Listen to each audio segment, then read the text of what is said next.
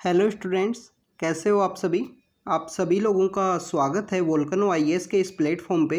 Students, अगर हम बात करें इस लेक्चर की तो ये लेक्चर हमारा डेली क्विज का डिस्कशन लेक्चर है। इसके अंदर हम जो डेली क्विज के क्वेश्चंस आपको देते हैं उन सबको यहाँ पे डिस्कस किया जाता है। Students, daily quiz daily question solving जो आपकी कैपेसिटी है उसको बिल्ड करता है। आपको डेली क्वेश्चंस की प्रैक्टिस करनी चाहिए। आपको कोई ना कोई इन्फॉर्मेशन इन क्वेश्चंस के थ्रू ज़रूर मिलेगी। आप अगर कंटिन्यू इन क्वेश्चंस को सोल्व करोगे, इसके अलावा कंटिन्यू स्टूडेंट्स आप जो भी एक्स्ट्रा इन्फॉर्मेशन आपको मिले वो आप अपनी नोटबुक के अंदर नोट डाउन कीजिए। वो काफ़ी ज़्यादा इम्पोर्टेंट है। नोटबुक के अंदर अपनी इन्फॉर्मेशन है उसको नोट डाउन करना। उसके थ्रू आपका ऐसा होगा कि जैसे अब सितंबर चल रहा है, जब सितंबर के जो भी इन्फॉर्मेशन है उनको आप अपने 5 या 10 पेजेस के अंदर लिख के एक जगह सेव करके रखोगे और उनको जब रिवाइज करोगे एग्जाम के समय में या मंथ के एंड में जब भी आप रिवीजन करोगे उन टॉपिक्स का, तो आपको जो रिवीजन में काफ़ी हेल्प रहेगी। एक जगह सभी जो आपके जो भी एक्स्ट्रा इन्फॉर्मेशन है उनको लिखा होने की वजह से, इसलिए जो भी एक्स्ट्रा इन्फॉर्मेशन आपको इन डिस्कशन वीडियोज़ के थ्रू मिलती है उनको अपनी एक सेपरेट नोटबुक के अंदर आप लिखिए। और नोटबुक जो मेंटेन करना काफ़ी ज़्यादा इंपॉर्टेंट है। जितने भी सक्सेसफुल कैंडिडेट्स होते हैं वो मेंस के लिए जो अपने डाटा कलेक्शन के लिए एग्जाम्पल्स जो उनको मिलते हैं न्यूज़पेपर में या कहीं डिस्कशन के थ्रू, उनको यहाँ एक सेपरेट नोटबुक के अंदर नोट डाउन करके रखते हैं। चाहे वो सेपरेट नोटबुक आप एवर नोट के ऊपर सेव करके रखिए या पेन एंड पेपर के मोड के ऊपर में आप सेव करके रखिए। तो स्टूडेंट्स, आज का जो डिस्कशन है उसको स्टार्ट करते हैं। आज के डिस्कशन की अगर हम बात करें, फर्स्ट क्वेश्चन की अगर हम बात करें, first question is about the INS Vikrant है, उससे रिलेटेड है। जो आईएनएस विक्रांत है ये पहला इंडिजीनियस डेवलप एयरक्राफ्ट कैरियर है। बिल्कुल सही बात है स्टूडेंट्स, ये पहला इंडिजीनियस जो डेवलप्ड है, इंडिजीनियस कंप्लीटली इंडिया के द्वारा यहाँ डेवलप किया गया है इसको। ये एयरक्राफ्ट कैरियर है। It is developed by the Cochin shipyard, जो एक पब्लिक सेक्टर यूनिट है under the ministry of shipping. ये भी स्टेटमेंट स्टूडेंट्स बिल्कुल करेक्ट है। विक्रांत इंडिया का पहला इंडिजीनियस एयरक्राफ्ट कैरियर है। ये वर्ल्ड का सेवंथ लार्जेस्ट एयरक्राफ्ट कैरियर है स्टूडेंट्स। अगर हम बात करें कैपेसिटी में, कोचिन शिपयार्ड जो यूनिट है मिनिस्ट्री ऑफ शिपिंग के अंदर में, उसके द्वारा इसको डेवलप किया गया है। ये यहाँ पे अराउंड द जो 30 के आसपास एयरक्राफ्ट है वो कैरी कर सकता है। उनकी जो फ्लाइट से रिलेटेड जो बातें हैं उनको यहाँ मेंटेन किया जा सकता है इस एयरक्राफ्ट के द्वारा, आईएनएस विक्रांत के द्वारा। तो स्टूडेंट्स, इसको जो कोचिन शिपयार्ड है जिसके द्वारा डेवलप किया गया है। इसके अलावा इंडिया में ऐसे बहुत सारे जो प्रोजेक्ट्स हैं जो चल रहे हैं जिनके थ्रू यहाँ पे जो इंडिजीनियस जो हमारी डिफेंस फोर्सेस से रिलेटेड जो जितनी भी कैपेसिटी है उसको इंडिजीनियस वे में डेवलप किया जाए। जैसे आप देखिए ब्रह्मोस मिसाइल है। ब्रह्मोस मिसाइल जो डीआरडीओ के द्वारा डेवलप की गई है। हमारे यहाँ पे ब्रह्मोस मिसाइल जो काफ़ी ज़्यादा इंपॉर्टेंट है वो भी इंडिजीनियस डेवलप है। तो हमारे डिफेंस सेक्टर को कंटिन्यू रिफॉर्म करने के लिए जो इंडिजीनियस डेवलपमेंट के लिए यहाँ पे ये स्टार्ट किया गया था। तो बेसिकली यहाँ पे दोनों स्टेटमेंट्स करेक्ट होंगे, दोनों स्टेटमेंट्स यहाँ पे करेक्ट हैं। इसके अलावा आईएनएस विक्रांत के ऊपर में, इस टॉपिक के ऊपर में 5 से 6 क्वेश्चन बन सकते हैं। एक अबाउट द कि एक बना किसके द्वारा गया है, इंडिजीनियस डेवलप है, और किसके द्वारा इसको बनाया गया है। इसके अलावा आने वाले दिनों में आईएनएस विक्रांत की जो कैपेसिटी है, जो स्पेशल फीचर्स हैं, उनके बारे में और क्वेश्चंस यहाँ पे आपको डेली क्विज के अंदर देखने को मिलेंगे। आईएनएस विक्रांत के जो फीचर्स हैं वो आपको पता होना चाहिए स्टूडेंट्स। लास्ट ईयर मेंस के अंदर में 21 का जो मेंस हुआ था उसके अंदर S-400 जो सिस्टम है, ये एक एयर डिफेंस सिस्टम है। इसके फीचर्स पूछ लिए गए थे GS3 के पेपर के अंदर में। तो स्टूडेंट्स, इस तरीके की जो भी कोई इंडिजीनियस डेवलप हुई है कोई बात या कोई ऐसी नई टेक्नोलॉजी आई है, उन सब के जो फीचर्स हैं उन सब के बारे में आपको पता होना चाहिए, चाहे वो प्रीलिम्स का पेपर हो चाहे वो मेंस का पेपर हो। स्टूडेंट्स, आपको आने वाले दिनों में जो क्विज होगी उसके अंदर आईएनएस विक्रांत से रिलेटेड और जो फीचर्स हैं, अभी तो हमने स्टार्टिंग में इसका जस्ट जो इंट्रोडक्टरी पार्ट है कि क्या ये एयरक्राफ्ट कैरियर है, इंडिजीनियस डेवलप है और किसके द्वारा डेवलप किया गया उससे रिलेटेड क्वेश्चन पूछे हैं। तो यहाँ पे दोनों स्टेटमेंट्स यहाँ पे करेक्ट होंगे। INS Vikrant indigenous developed aircraft carrier है और कोचिन शिपयार्ड लिमिटेड के द्वारा इसको डेवलप किया गया है। स्टूडेंट्स अभी आज इसका जो लॉन्चिंग हुआ है वो यहाँ पे जो केरल के पास एक जगह है वहाँ से इसका लॉन्चिंग हुआ है। आपको जो अगर आपने कोई और एग्ज़ाम्स की प्रिपेयर कर रहे हो जैसे SSC या जो ग्रुप B एंड C की लेवल के जो एग्ज़ाम्स होते हैं इन सब की अगर आप प्रिपरेशन कर रहे हो तो उनके अंदर भी इस तरीके के क्वेश्चंस पूछ लिए जाते हैं कि इसका जो लॉन्चिंग है वो कहाँ से हुआ है, कहाँ से इसको कमीशन किया गया है। तो ये सब क्वेश्चंस पूछ लिए जाते हैं। आपको उनके बारे में भी जो माइन्यूट डिटेल्स है वो भी आपको पता होनी चाहिए जिस तरीके के एग्ज़ाम्स की आप तैयारी कर रहे हो उसके हिसाब से। तो स्टूडेंट्स A का आंसर होगा C। यहाँ पे दोनों स्टेटमेंट्स करेक्ट हैं। अब हम चलते हैं नेक्स्ट क्वेश्चन की तरफ। Next question is about the Halari donkey से रिलेटेड है। इसमें पूछा गया है कि हेलारी डंकी कौन से स्टेट के अंदर पाया जाता है। सबसे पहले आपको पता होना चाहिए स्टूडेंट्स, अगर आपको ये क्वेश्चन नहीं भी आता है तो अगर आपको नहीं भी आता है तो अगर आप थोड़ा अजम्पशन आपकी नॉलेज के अजम्पशन के बेसिस पे इस क्वेश्चन को सोल्व करना चाहें तो आप देखिए क्वेश्चन को आप देखिए स्टूडेंट्स कि हेलारी डंकी हमने देखा है मैक्सिममली जो डंकी है डंकी को यूज किया जाता है रूरल एरियाज़ में अपना जो सामान है कोई गुड्स हैं उनको ट्रांसपोर्ट करने के लिए। बेसिकली एक कम्युनिटी होती है जो आपको राजस्थान में देखने को मिलेगी जिसको बोलते हैं बंजारा कम्युनिटी। बंजारा कम्युनिटी से भी एक बार प्रीलिम्स के अंदर क्वेश्चन पूछा था 2016 के अंदर में, उसमें पूछ लिया गया था हु आर द बंजारास, जो राजस्थान इस एरियाज़ में पाए जाते हैं ये लोग कौन हैं। तो उनको वहाँ पे जो आंसर था वो था ट्रेडर उसका आंसर था। 2016 में ये क्वेश्चन है बंजारा कम्युनिटी से रिलेटेड। तो बंजारा कम्युनिटी के जो लोग होते हैं वो डंकी को बेसिकली अपना डोमेस्टिकेटेड एनिमल के रूप में रखते हैं और उसको अपने गुड्स के सामान के लिए यूज किया जाता है।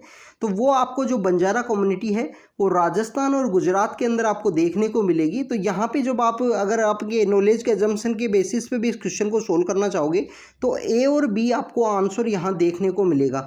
अब हम अगर प्रॉपर बात करें हेलारी डंकी की, हेलारी डंकी है अभी ये रिसेंटली न्यूज़ के अंदर में था क्योंकि इसकी जो पॉपुलेशन है वो कंटिन्यू डिक्लाइन हो रही है। पॉपुलेशन कंटिन्यू डिक्लाइन होने के द्वारा जो गुजरात गवर्नमेंट है उसके द्वारा यहाँ पे एफर्ट्स लगाए जा रहे हैं कि हेलारी डंकी है उसको यहाँ पे जो पॉपुलेशन है वो रेज करे। तो उससे रिलेटेड है ये हेलारी डंकी जो पाया जाता है गुजरात में एक रीजन है सौराष्ट्र रीजन। सौराष्ट्र रीजन गुजरात के कौन से एरिया में गिरता है इसके बारे में आप कमेंट सेक्शन के अंदर बताओगे स्टूडेंट्स कि गुजरात काफ़ी सारे रीजन्स के अंदर डिवाइड है। जैसे आप कोई भी स्टेट की बात कर लीजिए, हर स्टेट बहुत सारे रीजन्स के अंदर डिवाइड होता है। जो गुजरात के अंदर एक रीजन है काठियावाड़ रीजन, एक रीजन है सौराष्ट्र रीजन। सो सौराष्ट्र रीजन जो है उसमें कौन कौन से जो डिस्ट्रिक्ट्स हैं वो गिरते हैं, कौन से साइड में है, इसके बारे में आप कमेंट सेक्शन के अंदर बताना। तो वहाँ पे ये हेलारी डंकी पाया जाता है। हेलारी डंकी सौराष्ट्र रीजन में पाया जाता है। इसकी पॉपुलेशन कंटिन्यू डिक्लाइन हो रही थी। गवर्नमेंट के द्वारा यहाँ पे इसके प्रोटेक्शन के लिए, इसकी पॉपुलेशन को इंक्रीज करने के लिए यहाँ पे कंटिन्यू एफर्ट्स लगाए जा रहे हैं। तो इसका जो आंसर होगा वो A आंसर होगा। गुजरात के अंदर ये पाया जाता है हेलारी डंकी। तो स्टूडेंट्स नेक्स्ट क्वेश्चन की तरफ चलते हैं। Next question is about the convention है और उनको जो कन्वेंशन है वो कौन से रिलेटेड सब्जेक्ट से रिलेटेड है उसके बारे में यहाँ पे पूछा गया है। स्टूडेंट्स अगर हम बात करें मीना-माटा कन्वेंशन है वो मरकरी से रिलेटेड है, ये हमें पता है। अगर हम बात करें वियना कन्वेंशन है वो ओजोन लेयर के प्रोटेक्शन से रिलेटेड है। ओजोन लेयर जो हमको अल्ट्रावायलेट जो रेडिएशन जो सन से आती हैं उनसे बचाता है। इसके अलावा जो बेसल कन्वेंशन है वो ट्रांस बाउंड्री जो हैजार्डियस वेस्ट है उसका ट्रांस बाउंड्री वे में एक जो कंट्री है उसके द्वारा दूसरे कंट्री में वहाँ उसका वेस्ट को ना ट्रांसपोर्ट किया जाए उसके प्रोटेक्शन से रिलेटेड है। ट्रांस बाउंड्री हैजार्डियस वेस्ट को रोकने से रिलेटेड है बेसल कन्वेंशन। तो यहाँ पे जो है मीना-माटा जो कन्वेंशन है वो मरकरी से रिलेटेड है, ये ओनली यहाँ पे करेक्टली दिया गया है। सेकंड एंड थर्ड को यहाँ पे रिप्लेस कर दिया गया है, ओजोन को बेसल के साथ में ऐड कर दिया गया है। तो बी सेकंड एंड थर्ड यहाँ पे इनकरेक्ट होंगे। तो ओनली वन पेयर है जो करेक्टली यहाँ पे मैच है, मीना-माटा इक्वल टू द मरकरी से रिलेटेड है। स्टूडेंट्स अगर हम बात करें मीना-माटा कन्वेंशन की, मीना-माटा कन्वेंशन है जो 2013 के अंदर में आया था एग्जिस्टेंस में। इंडिया ने इसको कब साइन किया? इंडिया ने 2014 में जो मीनामाटा कन्वेंशन है उसको साइन किया। और अगर हम बात करें कि रेटिफाई कब किया इंडिया ने, 2018 के अंदर में इंडिया ने मीनामाटा कन्वेंशन को रेटिफाई किया है। स्टूडेंट्स, आपको पता होगा जो मीनामाटा कन्वेंशन है वो मरकरी से रिलेटेड है और इंडिया सेकेंड लार्जेस्ट यूजर है मरकरी का आफ्टर द यूएसए के बाद में सेकेंड लार्जेस्ट यूजर है इंडिया यहाँ पे किस चीज़ का? मरकरी का। तो इसको बारे में आपको पता होना चाहिए। अभी रिसेंटली इसकी 4th कॉन्फ्रेंस जो थी, कॉन्फ्रेंस ऑफ पार्टी जो होती है, जो कोप होती है किसी भी कन्वेंशन की, जो जितने भी पार्टी मेंबर होते हैं जिन्होंने कन्वेंशन को साइन किया है, रेटिफाई किया है, उन लोगों की एक मीटिंग हुई थी। अभी इसकी जो 4th कॉन्फ्रेंस ऑफ पार्टी है मीनामाटा कन्वेंशन की, वो अभी बाली इन द इंडोनेशिया में जो रीजन है, इंडोनेशिया में एक जगह है बाली, वहाँ पे अभी इनकी ये मीटिंग है जो हुई है। तो हमको पता होना चाहिए मीनामाटा कन्वेंशन के बारे में जो मरकरी से रिलेटेड है। इसके अलावा बेसल कन्वेंशन के बारे में भी यहाँ पे हमने देखा, तो बेसल कन्वेंशन के बारे में भी आपको पता होना चाहिए। इसके अलावा स्टूडेंट्स, जो मरकरी है जो उसको WHO के द्वारा वन ऑफ द 10 जो केमिकल है ग्रुप हैं उनके अंदर में जो हमारे हेल्थ को रिलेटेड एक कंसर्न है, चिंता के विषय हैं, उन 10 ग्रुप के जो यहाँ पे केमिकल्स हैं उनके अंदर में इसको ऐड किया गया है। टॉक्सिक इफेक्ट होता है जो मरकरी है, अगर आप मरकरी के कांटेक्ट में आते हो तो इसका यहाँ पे आपको टॉक्सिक इफेक्ट आपको देखने को मिलेगा आपके नर्वस सिस्टम के ऊपर में। इसके अलावा डाइजेस्टिव, इम्यून सिस्टम को, या लंग्स, किडनी, स्किन, आइज़, ऐसे जो चीज़ें हैं इनको ये डायरेक्टली इफेक्ट करता है मरकरी। तो स्टूडेंट्स, आपको पता होना चाहिए कि मीनामाटा कन्वेंशन मरकरी से रिलेटेड है और एक टॉक्सिक केमिकल के रूप में मरकरी को WHO ने डिक्लेयर किया है। ह्यूमन जो हेल्थ है उसके लिए एक कंसर्न है, चिंता का विषय है। तो यहाँ पे जो आंसर होगा वो यहाँ पे ए आंसर होगा। ओनली 1 पेयर है जो करेक्टली यहाँ पे मैच है। स्टूडेंट्स, अब हम चलते हैं नेक्स्ट क्वेश्चन की तरफ। Next question is about the Ol Chiki. ओल चिकी, इससे रिलेटेड एक क्वेश्चन हमने जो जून मंथ की जो क्विज थी उसके अंदर भी सोल्व किया था। ओल चिकी उस समय भी न्यूज़ के अंदर में थी। अगर हम बात करें ओल चिकी क्या है, ओल चिकी स्टूडेंट्स एक लैंग्वेज है जो डेवलप की गई है रघुनाथ मुर्मू के द्वारा। पंडित रघुनाथ मुर्मू के द्वारा एक्चुअली में जो लैंग्वेज है, लैंग्वेज नहीं डेवलप की गई है, जो डेवलप किया गया है वो ओल चिकी एक स्क्रिप्ट है, उसको डेवलप किया है। तो ओल चिकी बेसिकली एक स्क्रिप्ट है। ये स्क्रिप्ट कौन सी लैंग्वेज की है? अगर हम बात करें जो संताली लैंग्वेज है, जो संताली लैंग्वेज है उसकी ये स्क्रिप्ट है ओल चिकी। तो ओल चिकी स्क्रिप्ट किसकी है? संताली लैंग्वेज की है, जिसको पंडित रघुनाथ मुर्मू के द्वारा यहाँ पे डेवलप किया गया है 1925 में। सेकेंड स्टेटमेंट में यहाँ बताया है it have same syllabic alphabet with other language of eastern India. तो स्टूडेंट, जो सेकंड स्टेटमेंट है वो भी यहाँ पे इनकरेक्ट है। इसका जो अल्फ़ाबेटिक सिलेबिक है वो कम्प्लीटली डिफरेंट है विद द अदर लैंग्वेज। जो दूसरी लैंग्वेज है उनसे यहाँ पे कम्प्लीटली डिफरेंट है।